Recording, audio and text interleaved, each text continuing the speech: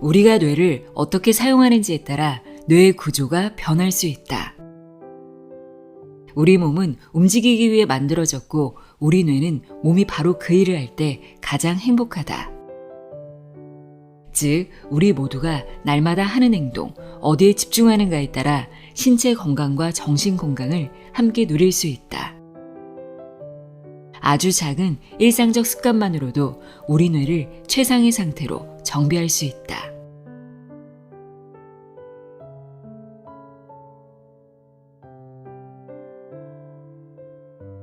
안녕하세요. 나의 소리책갈피 소리내어 있다입니다. 오늘은 아주 일상적인 행동을 통해 우리 뇌를 최적화하는 일상 두뇌 훈련법을 알려주는 책입니다.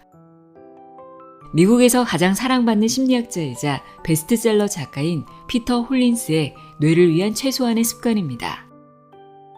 저자는 뇌가 스스로 신경회로를 바꾸는 능력인 신경가소성과 우리의 생각과 감정에 영향을 주는 신경 전달 물질들을 설명합니다. 그리고 우리 스스로 호르몬을 조율하고 뇌 회로를 재구성할 수 있는 활동들을 소개하는데요. 인지력과 집중력을 끌어올리고 행복한 기분을 가져다 주는 것들로 생활 속에서 쉽게 실천할 수 있는 활동들입니다. 이를테면 잘 자고, 잘 먹고, 잘 쉬기처럼 생활의 기본기부터 껌 씹기, 낙서하기, 감정에 이름 붙여보기 등 다양합니다. 이 중에서 낙서하기와 껌 씹기와 같은 단순한 행동이 집중력과 기억력을 높인다는 내용이 흥미로웠습니다. 또한 저자는 신체적 건강을 돌보면 뇌에도 좋다는 점을 강조하는데요. 많이 움직이고 땀을 흘리는 운동을 하면 뇌를 바꿀 수 있다고 합니다. 그럼 지금부터 집중력과 잠재력을 끌어올리는 두뇌 정비 프로젝트 피터 홀린스의 뇌를 위한 최소한의 습관 내용의 일부를 읽어드립니다. 일상에서 두뇌를 훈련시키고 싶다면 귀 기울여 들어보세요.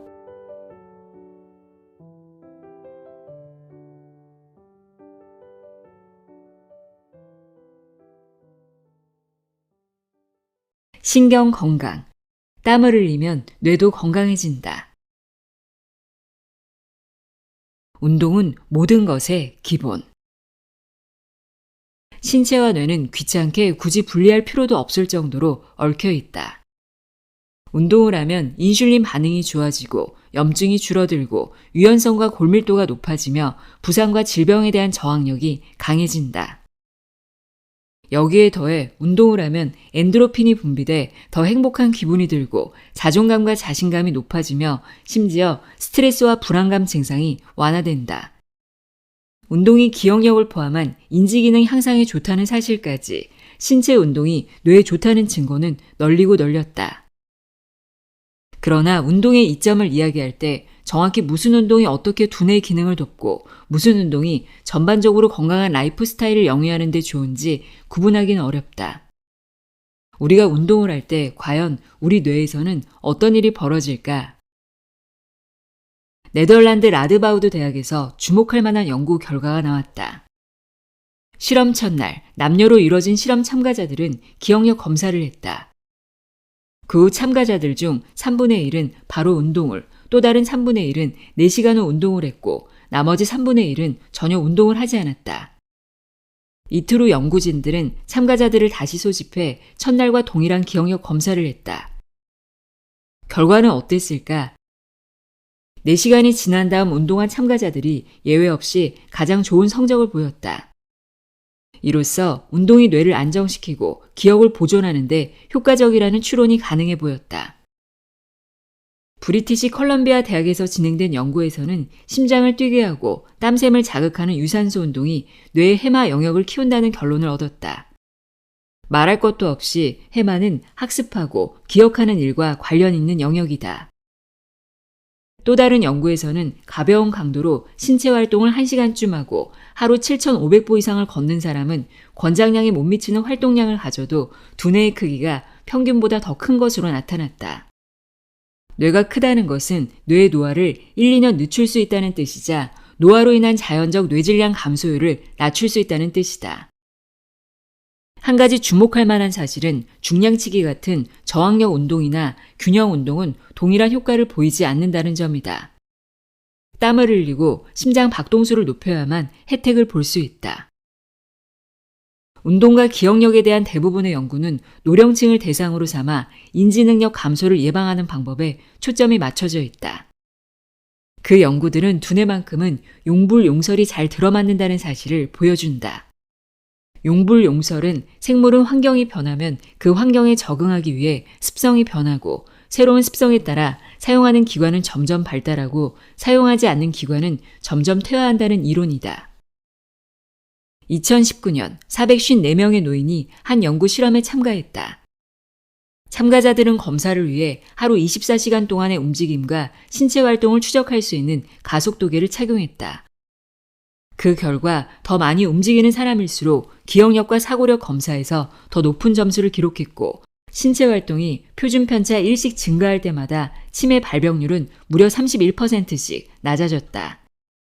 신체 활동과 인지기능 사이의 연관성은 참가자의 뇌질환이나 치매 발병 여부 등을 고려해도 변함이 없었다. 운동은 60세 이하, 심지어 20세 젊은이를 포함한 모든 연령층에서도 주목할 만한 효과를 보였다. 컬럼비아 대학 야코프 스턴 박사 연구팀은 이에 관한 새로운 연구 결과로 운동이 집행 기능을 향상시킨다고 밝혔다. 집행 기능이란 일상생활을 영위하며 사고하는 기술로 주의를 집중해 행동을 제어하고 계획하며 목표를 이루는 능력을 포함한다. 스턴 박사는 운동이 특정한 뇌 영역의 두께를 물리적으로 변화시킨다는 사실도 발견했다. 운동이 해마의 크기에 영향을 준다는 이전 연구와 일맥상통한다. 스턴 박사는 다양한 연령대의 실험 참가자들을 무작위로 두 팀으로 분류했다. 참가자들은 6개월에 걸쳐 유산소 운동 프로그램 훈련을 받거나 스트레칭 및 코어 강화 운동 프로그램 훈련을 받았다. 그리고 모든 참가자가 운동 프로그램을 시작하기 전과 12주, 24주 경과 시점에 집행 기능, 정보 처리 속도, 언어, 주의력, 일화 기억력 등을 포함한 인지 검사를 받았다. 마지막으로 뇌구조에 변화가 있는지 식별하기 위해 MRI 스캔도 받았다. 6개월 뒤 스턴 박사는 의미 있는 연구 결과를 얻었다. 유산소 운동을 한 사람들의 집행기능 점수가 0.5점 향상된 것으로 나타났다. 반면 스트레칭과 코어 강화 운동을 한 사람들의 집행기능 점수는 0.25점 향상됐다. 나이가 많을수록 두 수치의 차이가 컸다. 40대에는 그 차이가 표준 편차 0.28만큼, 60대에는 표준 편차 0.596만큼 더 높았다. 연구팀은 표준 편차 0.5차에는 동일 검사에서 20년의 연령 차이 결과와 맞먹기 때문에 운동을 한 40세는 약 30세, 운동을 한 60세는 약 40세와 같은 집행기능 성적을 보이는 것이라 해석할 수 있다고 말했다. 흥미롭게도 연구를 시작할 때와 24주가 지났을 때의 뇌스캔 결과를 비교해보니 유산소 운동은 인지 기능과 언어 기능을 담당하는 왼쪽 중간 전두엽 피질 두께에 영향을 미쳤다. 결국 앞서 말한 모든 연구 결과는 우리에게 움직이고 땀을 흘리라고 말하고 있다. 우리는 땀이 나고 숨을 헐떡이고 심장이 빨리 뛰는 강도로 휴식이 필요할 정도로 운동을 해야 한다. 그렇게 운동을 함으로써 뇌를 바꿀 수 있다. 간과할 수 없을 정도로 너무도 명확하다. 놀라지 마시라. 아직 뇌 신경 영양인자 BDNF에 대해서는 언급도 하지 않았다. 운동은 궁극적으로 BDNF를 분비하게 하는 단백질을 생산하는데 핵심적인 역할을 한다. BDNF는 기존의 뇌세포를 보존하는 한편 새로운 뇌세포의 성장을 촉진하고 전체적인 두뇌 성장을 도모해서 뇌기능과 기억 처리를 돕는 물질로 알려져 있다. 인간의 뇌는 나이가 들면서 작아지지만 BDNF를 만들어내는 운동을 하면 크기를 키울 수 있다는 뜻이다. BDNF 활동은 높은 수준의 인지, 학습, 회상 등과 연관된 해마, 피질, 기저 전뇌 영역에서 이루어져 BDNF가 분비되면 장기 기억에 특히 도움이 된다. BDNF는 또 적절한 수면 조절과 과도한 식욕을 억제해서 얼마간의 체중 감소도 나타날 수 있다. 반대로 BDNF가 부족하면 우울증을 초래할 수도 있다. 파킨슨병을 가진 사람들의 뇌를 보면 단백질 수치가 평균보다 낮다. 신경학자 조이스 고메스 오스만은 다양한 뇌기능과 운동을 연관지어 연구한 논문들을 리뷰했다. 그녀의 목표는 여러 종류의 인지 활동별로 가장 효율적인 운동량을 찾아내는 것이었다. 고메스 오스만은 뇌기능을 확실하게 촉진하는 기적의 숫자는 존재하지 않다고 강조하지만 노령층의 경우 일주일에 3회, 1시간씩 운동을 하는 사람들이 두뇌 기능과 속도에서 가장 큰 향상을 보였다는 결론을 내렸다. 이 정도면 유산소 운동이 뇌에 큰 혜택을 준다고 확신해도 좋겠다. 하지만 아주 중요한 정보 한 가지만 더 언급하고 넘어가자. 뇌는 몸의 어느 기관보다 더 많은 산소를 필요로 해서 몸 전체가 소비하는 산소 중 최대 20%까지 가져간다. 물도 마찬가지다. 뇌는 70%가 물로 이루어져 있다. 운동을 하면 굶주린 뇌가 필요로 하는 것들을 충분히 보낼 수 있다. 그러니 운동을 해서 심혈관계를 향상하고 동맥을 통해 혈액을 더 효율적으로 펌프질할 수 있게 하라. 또한 땀 흘려 운동하고 몸의 수분을 의식해 물을 마시는데 더 주의를 기울여라. 이쯤에서 한 가지 경고를 하지 않을 수 없다. 바로 너무 과한 운동을 하는 경우다. 운동이 너무 과해지면 정신 상태가 오히려 불안정해진다. 몸이 다쳐 불편해진 탓일 수도, 번아웃이 온 탓일 수도 있지만 어느 쪽이든 신경 건강은 물 건너간 셈이다. 마찬가지로 과도한 운동은 면역 체계를 약화하고 해로운 염증 작용을 일으켜 운동으로 얻은 잠재적 효과를 모두 상쇄해버릴 수도 있다. 물론 대부분의 사람에게 이 경험은 유효하다. 건강한 신체에 건강한 정신이 깃든다. 뇌를 굽혔다 펴라. 지금까지는 몸이 정신에 직접적인 영향을 끼치는 것에 관해 이야기했다. 하지만 이 두 가지가 상승 효과를 내도록 훈련하는 건 어떨까? 지금 바로 요가를 떠올린 사람이 있을지도 모르겠다. 요가에 진심인 사람에게 요가의 장점을 물으면 달뜬 표정으로 저마다의 지식을 늘어놓느라 침이 마를 줄 모른다. 그러면서도 요가를 하면서 얻는 차분함과 현재에 집중할 수 있는 마음 상태를 손에 꼽는다. 요가는 자기 돌봄의 한 형태다. 자세와 호흡에 집중하고 마음을 깨워 현재의 순간에 정신을 집중하도록 장려하는 일은 뇌 기능에 미묘하면서도 심오한 영향을 끼친다. 또 그 과정에서 몸과 마음의 연결을 강화하고 자아에 대한 더 깊은 이해와 더 나은 자기 관리가 가능하다. 실제로 혼란스럽고 자극적인 세상에서 숨을 깊게 들이마시고 마음을 다스려 몸과 진정한 의미의 혼연일체가 되는 경험을 하는 사람들이 많다. 요가 수련자들은 이때 좋은 느낌이 든다고 한다. 이 부분은 나중에 다시 언급할 예정이다. 요가가 우리의 기분과 웰빙, 전반적인 육체적 건강에 미치는 영향에 관해서는 지난 수십 년에 걸쳐 광범위하고 철저한 연구가 이뤄져 왔다. 최근 들어서는 요가 매트를 꺼내고 다운독 자세 등을 취하는 활동이 인지 능력에도 주목할 만한 효과를 가져온다는 과학적 사실들이 속속 증명되고 있다. 가장 중요한 과학적 사실 중 하나는 요가가 뇌 노화를 예방하는 데 탁월하다는 점이다. 매주 참여하는 요가 수업이 됐든 더 열성적인 장기적 수행이 됐든 요가는 다양한 방식으로 두뇌 건강에 좋다. 오랜 기간 동안 꾸준히 요가를 한 사람들의 뇌를 들여다본 과학자들은 그들의 뇌가 요가를 한 번도 하지 않은 사람들의 뇌와 눈에 띄게 다르다는 사실을 발견했다. 2005년 하버드 의과대학 부교수이자 정신의학자 세라 라자르가 이끄는 연구팀은 명상이 되뇌피질이 얇아지는 현상을 줄인다는 결론을 내렸다. 되뇌피질이 얇아지는 현상은 알츠하이머나 파킨슨병과 같은 노화나 퇴행성 질환과 밀접한 관계가 있다. 특히 전전두어피질은 복합적 의사결정, 집행기능, 충동 조절, 감정 제어 등과 관련 있는 부위다. 이 영역이 더 큰 사람들은 인지적 활동에서 실수하는 횟수가 적다. 그래서 요가를 통해 전전두어피질을 두껍게 유지해 정보 처리에 필요한 회백질을 충분히 가지게 된 수련자들은 퇴행성 뇌질환을 예방할 수 있으며 요가를 하지 않은 사람들보다 더 나은 인지 능력을 더 오래 유지할 수 있다는 것이다. 물론 요가를 하지 않는 사람들보다 요가를 하는 사람들이 무조건 더 영리하다고 말하기는 어렵다. 단 라자르의 연구를 토대로 한다면 노후에는 요가 수련자들이 더 총명한 뇌를 유지할 수 있다고는 볼 수 있겠다.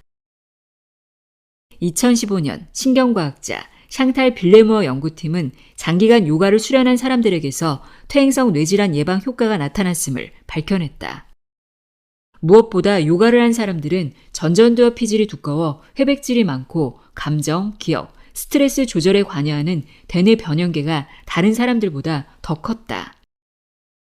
이와 비슷한 다른 연구 결과도 다수 나와 있다. 특히 요가를 자주 하면 노화로부터 해마 영역을 보호할 수 있다.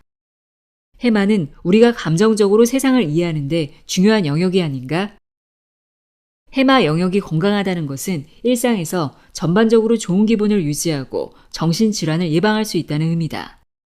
심지어 기억력 감소 문제도 예방할 수 있다.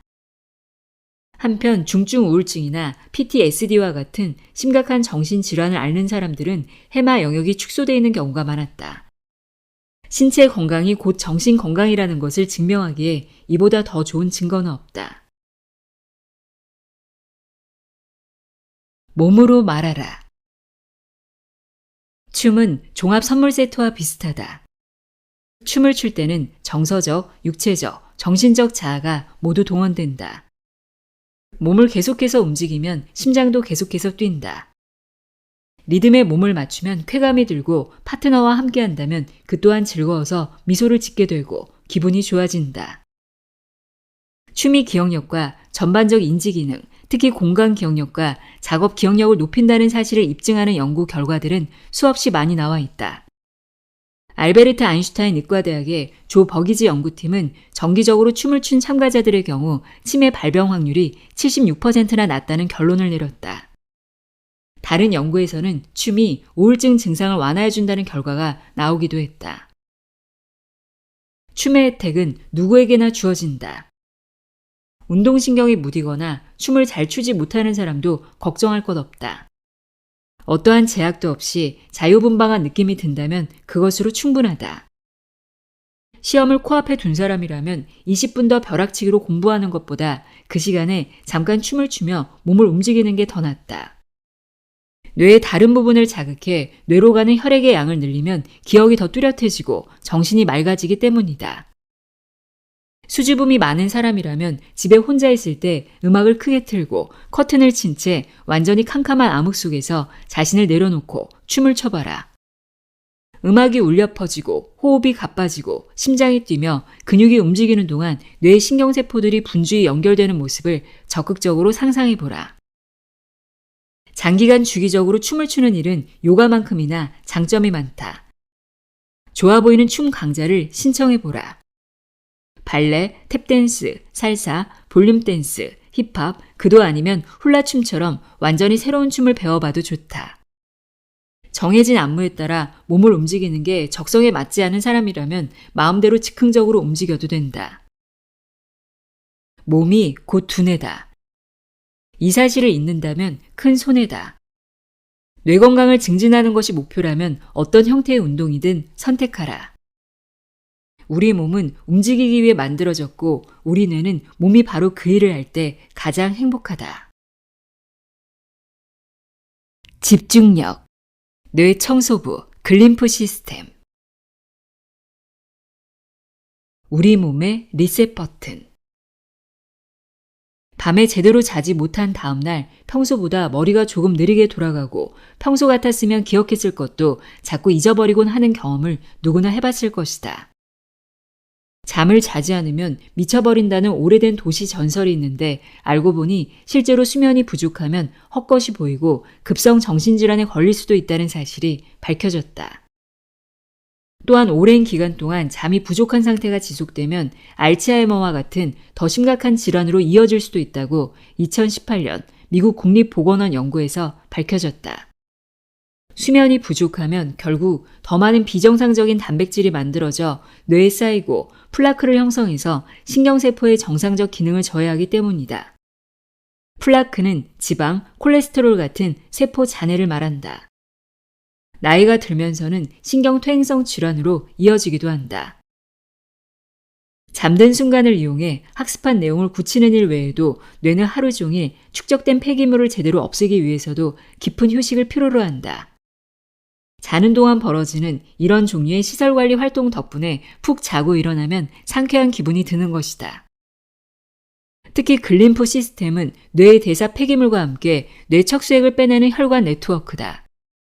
이 시스템은 밤에 가장 효과적으로 작동하기 때문에 잠을 자지 않으면 뇌에게 청소할 시간을 주지 않는 거나 마찬가지다. 알츠하이머나 파킨슨병에 걸리면 뇌가 꼬이고 뒤엉킨다고 말하는데 그냥 비유가 아니다. 부정형 단백질이 신경세포 주변에 매듭처럼 엉겨붙어 기능을 방해해서 기억 손실, 운동장애, 심지어 기분이 심하게 오락가락하는 증상 등을 야기한다. 양질의 수면을 취하지 못하면 글림프 시스템에서 청소해냈어야 할 물질이 뇌에 축적되는데 수면 부족이 만성이 될 경우 결국 독성을 발휘할 수준에까지 이른다. 이보다 더 문제는 수면 부족 상태가 되면 잠드는 것이 점점 더 어려워질 수도 있다는 사실이다. 나쁜 수면 습관은 더 나쁜 수면을 낳으면서 점점 더 빠져나오기 힘든 악순환을 만들어낸다. 하루만 잠을 잘 못 자도 바로 악영향이 드러난다. 그 정도는 정상 범주 아니고 누구에게나 일어날 수 있는 일이므로 금방 부족한 잠을 보충해서 몸이 균형을 다시 찾을 수 있도록 하면 걱정할 필요가 없다. 미국 국립보건원의 에산 쇼크리 코조리와 그의 동료들은 하룻밤 숙면을 취하지 못하면 뇌 오른쪽 해마와 시상에 단백질 응집이 5% 증가한다는 연구 결과를 발표했다. 이 정도의 응집이면 다음날 짜증이 나기 쉽지만 그날 밤에 잠을 잘 자고 나면 없어지기도 한다. 반면 양질의 수면을 취하지 못하는 날이 계속되면 인지 수행 능력, 기분, 심지어 면역 체계까지 손상될 수 있다. 2009년에 실시한 한 실험에서는 수면 부족이 감정과 두뇌의 보상 체계에 영향을 준다는 것이 밝혀졌다. 요약하자면 수면이 부족한 사람은 보상을 주는 자극에 더 민감해져서 격앙된 감정으로 반응한다. 이는 중독적 혹은 반복적 행동, 비이성적 행동 또는 우리가 보통 감정 장애와 연관짓는 증상들로 이어질 수 있다. 잠이 부족한 채로 시간이 지나면 인슐린 민감도도 떨어져 비만과 당뇨의 위협을 받고 혈중 당 수치 조절 능력은 약화된다. 이토록 부정적인 결과를 초래하는 수면 부채를 우리는 과연 완전히 청산할 수 있을까? 몇 주, 몇 달이 걸릴 수도 있는 데다 수면 전문가 엘레나 위넬에 따르면 청산할 수 있는 수면 시간은 20여 시간에 불과하다고 한다. 결국 수면의 양과 질을 계속 희생하면 뇌를 반영구적으로 손상된 상태로 몰고 가는 것이나 마찬가지다. 취침 전 의식을 가져보라. 매일 빠짐없이 저녁에 몇 분 정도 시간을 내서 하루를 마감하고 바쁜 하루를 보낸 두뇌가 긴장을 풀 기회를 주는 것이다. 명상, 요가, 따뜻한 물에 몸 담그기, 가벼운 독서, 도들링, 조용한 음악과 편안한 대화 등은 모두 긴장을 풀도록 도움을 주고 가장 효과적인 수면을 취할 수 있게 한다. 규칙적으로 낮잠을 자라.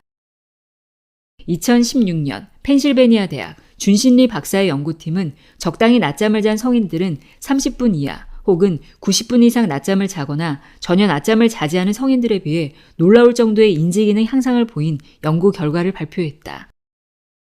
이 연구뿐 아니라 낮잠 후 문제 해결 능력, 창의력 향상, 기억력 증진이 관찰된다는 연구 결과는 수없이 많이 나오고 있다. 밤에 숙면을 취하고 나면 기운과 열정이 넘쳐 세상과 맞닥뜨릴 준비가 된 느낌이 들듯 낮잠을 자고 나면 뇌가 피로했던 약간의 휴식을 취할 수 있어서 나머지 시간에 뇌 활동이 더 활발해진다. 한마디로 낮잠은 전략이다. 중요한 주의사항이 하나 있다. 낮잠이 밤 수면을 방해해선 안 된다. 너무 일찍이나 너무 늦지 않은 시간에 적절한 길이로 낮잠 시간을 제한해 둘 필요는 있다. 점심 식사 후가 이상적이다. 선선하고 어두운 방에 들어가 눈을 감고 머리를 비워보라. 소음이나 피로 이상의 생각은 원하던 목표와 나와의 거리를 벌릴 뿐이다. 잠시 스마트폰을 멀찌감치 두고 걱정거리를 버려라. 전화든 걱정거리든 1시간 후에 되찾으면 된다. 연필 한 자루와 껌을 사라. 1. 두들링. 종이 조각에 끄적거리는 낙서, 강의 필기 대신 공책에 그린 희대의 명화, 책 모서리에 그린 졸라맨 같은 것 말이다. 학생 때 꾸지람을 들으며 끄적거렸던 두들링에는 우리가 생각하는 것보다 훨씬 더 유용한 기능이 있다. 플리머스 대학의 심리학자 제키 안드라데의 연구는 실제로 두들링이 기억력과 집중력에 효과가 있다는 사실을 보여준다. 참가자는 모두 똑같은 녹음을 듣되 절반은 두들링을 하고 다른 절반은 하지 않도록 했다. 결과적으로 방금 들은 내용을 다시 이야기해달라는 요청을 받은 참가자들 중 두들링을 한 사람들이 하지 않은 사람들보다 훨씬 더 많은 내용을 기억했다. 두들링이 그냥 해찰하는 것처럼 보일지도 모른다. 집중해야 하는 일보다 당장 손으로 끄적거리고 있는 것에 주의를 빼앗길 수 있기 때문이다. 그러나 안드레다는 그렇지 않다며 이렇게 주장했다. 사실 우리는 집중을 돕는 전략으로 두들링을 하는 것일지도 모릅니다. 자기가 두들링을 하고 있다는 사실을 인식하지도 못한 채 그저 몽상으로 빠져들지 않기 위해 노력하는 걸지도 모르죠. 다시 말하면 두들링은 해야 하는 임무에 집중하지 못하게 하거나 행동을 산만하게 만들지 않는다. 오히려 두들링은 별로 신경 쓰지 않고도 할 수 있는 무의식적인 활동으로 생각이 엉뚱한 곳으로 둥둥 떠다니지 않도록 잡아두면서 두뇌의 나머지 부분은 정보를 흡수할 수 있도록 돕는 역할을 한다는 의미다. 이후 과학자들은 상대적으로 훨씬 더 많은 정신적 영향을 흡수해버리는 몽상과 달리 두들링에 필요한 에너지는 극소량에 불과해서 당장 해야 하는 임무를 위해 집중력이 흐트러지지 않도록 한다는 가정을 계속해서 내놓았다. 두들링을 하는데 극소량의 주의력을 기울인다 해도 사실은 그 덕분에 집중력을 유지하고 현재에 머무를 수 있고 과도하게 길거나 고단한 임무 탓에 느끼는 권태로움과 짜증을 얼마간 덜어낼 수 있는 배출구를 얻는 효과가 있는 것이다. 또는 우리가 시각에 많이 의존하는 종이어서일 수도 있다. 놀랍게도 우리 뇌의 30%가 시각 정보를 처리하는 데 동원된다.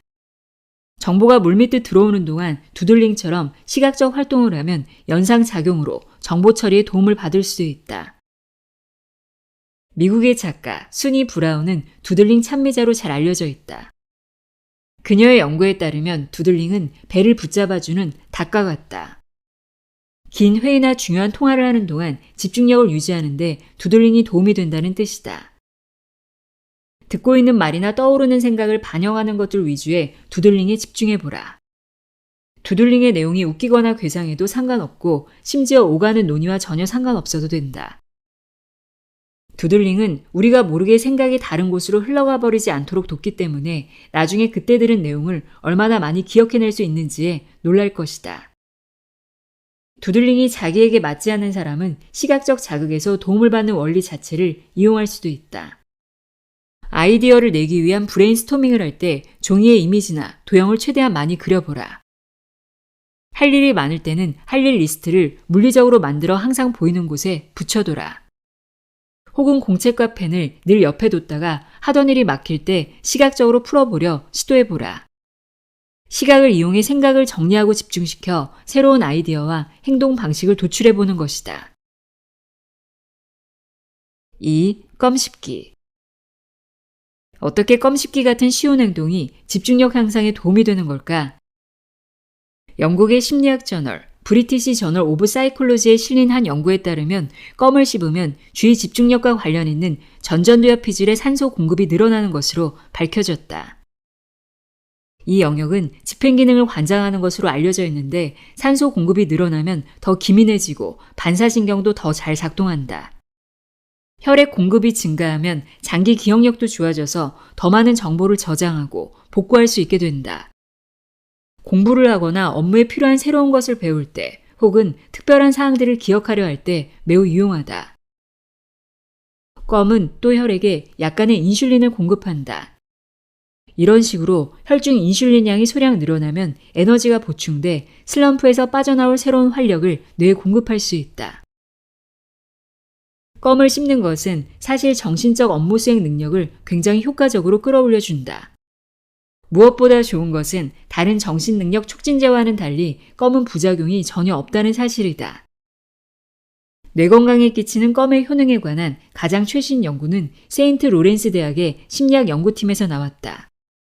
이들은 껌이 뇌에 미치는 효과를 시험하는 실험을 진행하고 실제로 수행 능력이 향상됐는지를 조사했다. 실험은 다음과 같이 진행됐다. 159명의 학생들에게 매우 힘든 인지 과제가 주어졌다. 무작위로 불러주는 숫자를 듣고 거꾸로 말해보기, 어려운 논리 퍼즐 풀기 등의 과제였다. 참가자의 절반은 껌을 씹었고 나머지 절반은 아무것도 씹지 않았다. 여기서부터 흥미로워진다. 껌을 씹은 참가자들은 그렇지 않은 참가자들에 비해 6개의 실험 중 5개의 실험에서 더 좋은 성적을 올렸다. 한 가지 예외는 마지막 과제였는데 정해진 범주 내에서 가능한 만큼 많은 단어를 말하도록 하는 언어 유창성 테스트였다.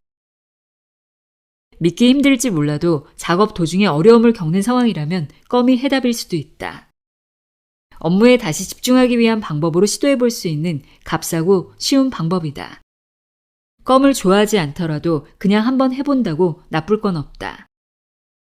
오랫동안 기피해온 산더미 같은 업무를 즉시 처리할 수 있게 된다는 뜻은 아니지만 껌은 분명 다시 업무 모드로 돌아가 집중력을 발휘하는데 어느 정도 도움이 될 수 있다. 호흡으로 뇌의 구조를 바꿀 수 있다. 실제로 명상을 규칙적으로 수행하면 뇌가 최적의 상태로 작동할 수 있도록 하는 집중훈련과 같은 효과를 거둘 수 있다. 명상은 정서적 안정과 직접적으로 관련 있는 모든 뇌 영역에 도움이 될 뿐 아니라 우리가 날마다 경험하는 불안과 스트레스로 인해 초래된다고 알려진 모든 부작용을 완화한다. 명상과 마음챙김이 대세가 되면서 명상은 시도해볼 생각도 들지 않는다는 사람은 없는 듯하다. 이제 사람들은 명상을 통해 현재 순간에 주의를 기울이고 호흡에 집중한다. 잠시나마 마음의 소음을 잠재워 신기할 정도로 삶이 풍요로워지는 걸 경험한다. 실로 심오하다. 우리의 생각, 아니 우리의 의식이 뇌를 포함한 우리의 몸에 직접적인 영향을 끼칠 수 있다는 개념이 말이다. 앞에서 몸을 건강하게 만드는 일이 어떻게 뇌 건강에도 도움이 되는지를 살펴봤다. 그러나 이 관계는 상호적이다. 마음이 차분해지면 몸도 진정된다. 이완된 사고는 부드러운 몸으로 이어지고 동시에 우리 뇌가 가진 물리적인 형태에도 변화가 온다. 구체적으로 알아보자. 1. 좌측해마. 좌측해마는 학습과 기억, 자의식과 타인에 대한 공감과 관련 있는 영역이다. 이 부분의 회백 질량이 늘어나면 학습을 더 잘하게 될 뿐 아니라 다른 사람에게 더 친절을 베풀고 공감 능력을 발휘할 수 있게 된다. 명상을 하면 회백질이 늘어난다. 2. 후대상 피질. 후대상 피질이 크고 두툼한 사람은 다른 사람들보다 더 강한 정신적 제어력과 더 안정감 있고 균형 잡힌 자아감을 발휘하는 것으로 알려져 있다. 다행히 후대상 피질 영역은 얼마든지 훈련할 수 있다. 스스로에게 집중하라고, 지금 이 순간으로 돌아오라고, 머리에 떠오르는 온갖 잡생각에 휘둘리지 말라고 반복적으로 되뇌어주는 것이다. 그렇게만 한다면 우리는 삶의 많은 부분과 더 대범한 마음으로 직면할 수 있다. 잠깐 떠오르는 감정이나 감각의 정신을 빼앗겨 조바심 내지 않고 새로운 경험을 침착하게 맞이할 수 있다. 지금 우리가 신체 기관과 근육들이 각각 어떤 기능을 하는지 이해하는 것처럼 미래에는 과학자들이 뇌의 각 부분이 정신적으로 정확히 어떤 기능을 하는지 알아낼 수 있을지도 모른다. 그 전까지는 우리 마음이 무엇을 하고 있는지 알아차리고 그것을 의식하는 것만으로도 의식과 지각을 훌륭하게 훈련할 수 있다. 그렇게 우리가 살면서 경험하는 모든 것이라 할 수 있는 지성과 감정을 장악할 수 있다. 우선 이 사실을 아는 것에 만족하자. 3. 뇌교. 달이라는 뜻의 라틴어에서 유래해 달이 뇌라고도 하는 뇌교는 이름대로 몸의 다른 부분과의 연결고리 역할을 한다. 뇌교는 뇌신경의 시작점인 연수를 거쳐 척수와 이어져 감각, 운동, 반사 기능을 주로 관장하며 소뇌와 대뇌 사이에 정보를 전달한다. 우리가 호흡을 조절하고 타인의 표정을 읽을 수 있는 것도 뇌교 덕분이다. 이미 추측했겠지만 명상은 뇌교를 강화해서 현재 하고 있는 일을 더 잘할 수 있도록 해준다. 4. 측두엽과 두정엽 사이. 측두엽과 두정엽의 경계 영역은 공감, 균형감, 책임감, 정의로운 행동 등과 관련 있는 부위인데 이 또한 명상으로 강화할 수 있다. 더 넓은 시각과 균형감, 다른 사람에 대한 배려, 자신의 다른 존재에 대한 연민 등이 모두 특정 뇌 영역에서 기인하고 반영된다는 사실이 대단하지 않은가? 명상을 열심히 수행하면 이 영역이 강화된다니 더 대단하지 않은가? 5. 편도체. 마지막으로 편도체 또한 명상을 하면 물리적으로 변화하는데 크기가 커지지 않고 줄어든다. 편도체는 측두엽 안쪽에 있는 신경핵의 집합체다. 편도체는 스트레스, 불안감, 멍키 마인드 상태인 투쟁, 도주 반응과 관련이 있다. 멍키 마인드는 원숭이처럼 날뛰는 불안한 상태를 나타내는 말이다. 이번에도 이미 추측했겠지만 명상은 감정을 조절하고 스트레스를 완화해준다. 마치 내면이나 외부로부터의 자극에 예민하게 반응하지 않고 마음을 차분하게 진정시킬 수 있도록 말이다. 언뜻 보기에는 추상적일 것 같은 명상의 효과가 실제로는 물리적 뇌에 근거를 두고 있고 몸을 변화시킬 수 있다는 사실은 놀랍기 그지없다. 명상 수행을 계속하면 몸과 마음을 강하게 만들 뿐 아니라 몸과 마음 사이의 관계 또한 강화해서 더 조화로운 의식이 나에게 깃들 것이다. 규칙적인 명상이 인지 능력과 기억력, 학습과 성장 능력을 촉진하는 것도 사실이지만 명상의 힘은 그보다 훨씬 더 커서 그냥 나라는 존재의 정신적, 인지적 측면만 강하게 다듬는 데 그치지 않고 세상을 아우르는 더 큰 의식에 가닿을 수 있게 해준다. 결국 따지고 보면 차분한 마음은 에너지가 넘치는 마음이다. 명상과 더불어 마음 챙김을 수행하는 이유는 뇌의 긴장을 완화해 뇌의 기본적인 상태를 합리적이고 마음을 탄력 있게 만드는데 뇌가 안정적으로 에너지를 잘 보존하도록 만드는 데 있다. 마음 챙김은 모든 주의를 현재 상태에 집중하고 자신과 자신의 감정, 생각을 완전히 인식하는 수행을 말한다. 생각이 너무 많거나 너무 치달아서 정신적 에너지가 고갈되지 않도록 해준다. 생각이 떠오르는 순간 현재 마음속에서 무슨 일이 벌어지고 있는지 인식할 수 있는 사람은 인식하지 못하는 사람보다 더 잘 정돈된 생각을 하고 차분함을 유지할 수 있다. 처음에는 마음 챙김이 괴롭게 느껴질 수 있다.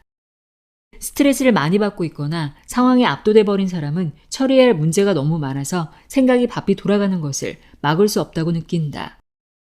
악순환의 시작이다. 하루 24시간 끊임없이 쉬지 않고 뇌를 쓰면 뇌는 물론 몸이 재충전할 기회가 거의 없기 때문이다.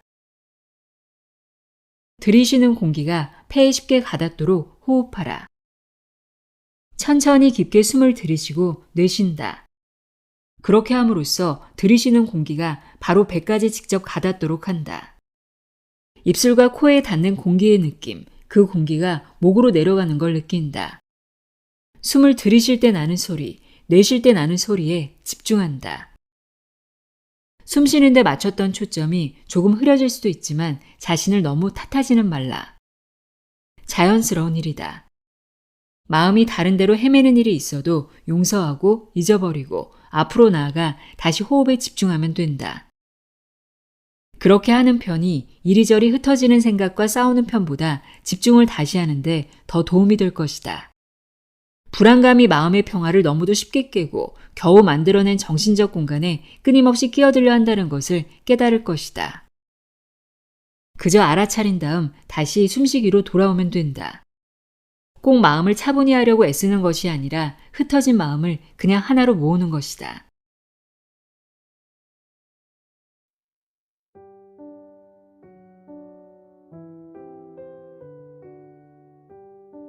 피터 홀린스의 뇌를 위한 최소한의 습관 읽어드렸습니다. 제목처럼 최소한의 습관으로 우리 뇌를 최적화하는 방법들을 알 수 있었는데요. 건강한 신체에 건강한 정신이 깃든다는 것, 아주 작은 일상적 습관만으로도 뇌를 최적의 상태로 만들 수 있다는 것 기억하시길 바랍니다. 오늘도 함께 해주셔서 고맙습니다.